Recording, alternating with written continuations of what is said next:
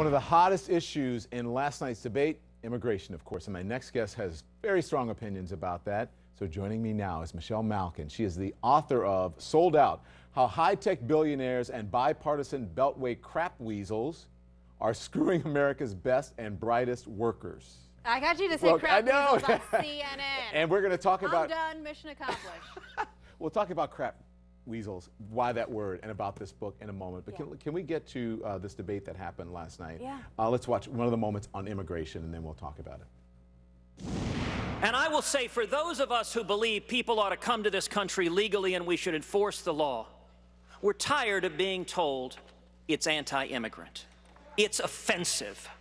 And it is not compassionate to say we're not going to enforce the laws and we're going to drive down the wages for millions of hardworking men and women. That is abandoning the working man. So you've got John Kasich on one side, Jeb Bush on the other side, Jeb Bush on the same side, and then you have Ted Cruz and Donald Trump. This rift in immigration, is this good or bad, do you think, for Democrats?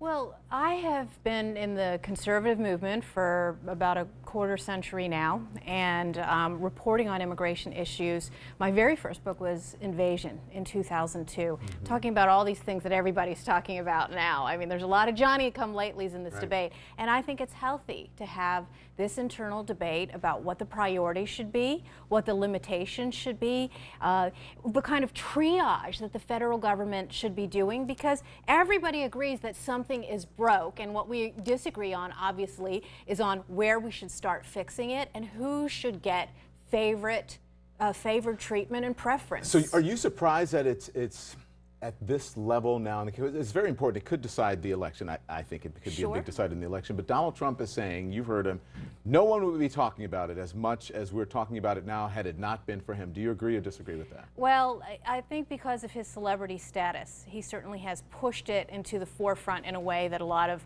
standard politicians have not been able to. But the fact is that it has always been an issue in GOP primaries with Pat Buchanan, with Tom Tancredo preceding them, and of course a lot of people in the conservative movement who've been reporting on the impact not only on national security and not only in public safety, that was a theme of Invasion, but with regard to this book, on the economic impact on U.S. workers on both ends of the pay scale. I haven't had a chance to read your, but I've read the Cliff Notes, right? Because, to be honest, and you talk about that. You talk about what illegal immigration does for workers here. Bob Beckel was on earlier and saying, no, they don't take jobs from Americans who are here legally. Well, he's in fantasy land, and I think particularly for the Democrat Party, it all should be a huge wake-up call, because Peter Kirsanow is a black independent lawyer who serves on the U.S. Civil Rights Commission, and he has long warned, based on academic research and real-life everyday experience in the trenches,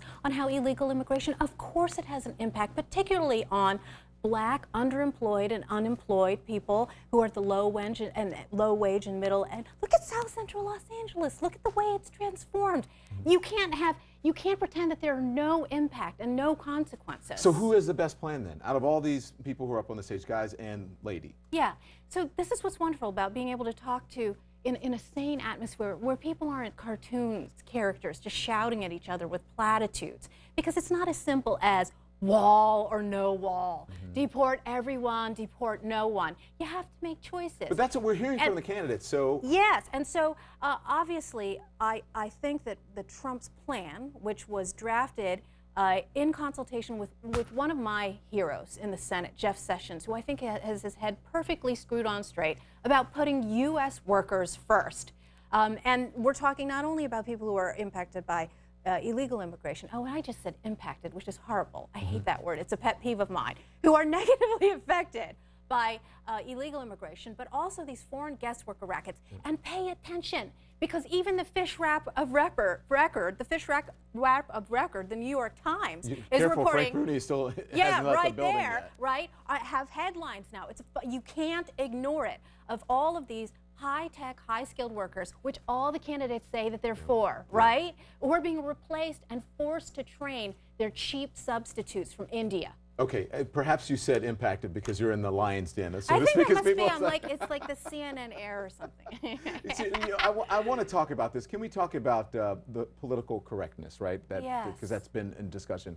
It has come up in the GOP debates. And then earlier this week, of course, there was this dust up on whether Starbucks, those are the red cups with their new red cups, whether they were being too PC. And even though that we're able to buy, we were on this show, a ton of Christmas stuff, right, at Starbucks. Do you think too much has been made of this? I think it's a tempest in a In a Starbucks cup.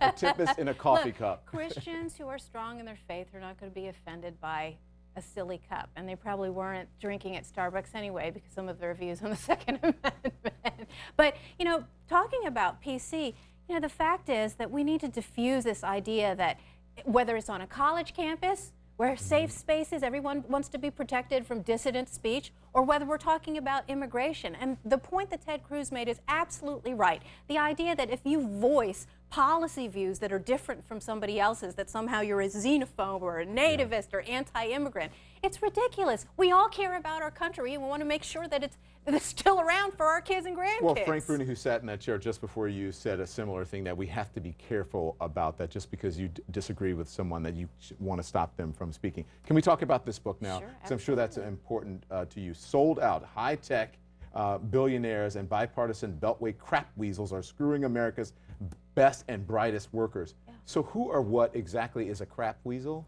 They're those politicians that say one thing to get elected and then do the exact opposite while they're pocketing money from special interests when they get to Washington, which includes about pretty much everybody who goes to Capitol Hill and becomes an entrenched incumbent and Beltway barnacle. And that's particularly the case with many politicians on both sides of the aisle. And that's what I think a lot of people have a misconception about where I'm coming from, because I am not a partisan cheerleader. And this book, as sharply, if not more, criticizes Republicans for selling out American workers than Democrats. There are people who are out there who would say, you are not? Are you kidding me? I know, shocked face, right?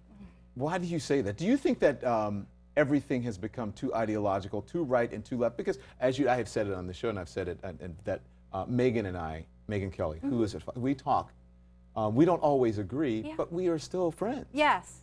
But you don't see that. You don't see that on social media. You don't see that out in public. Everybody's like, I'm to the left, I'm to the right, and we cannot meet, we can't talk. Yes. Oh, that's it. And it particularly becomes that way during primary seasons and general election seasons.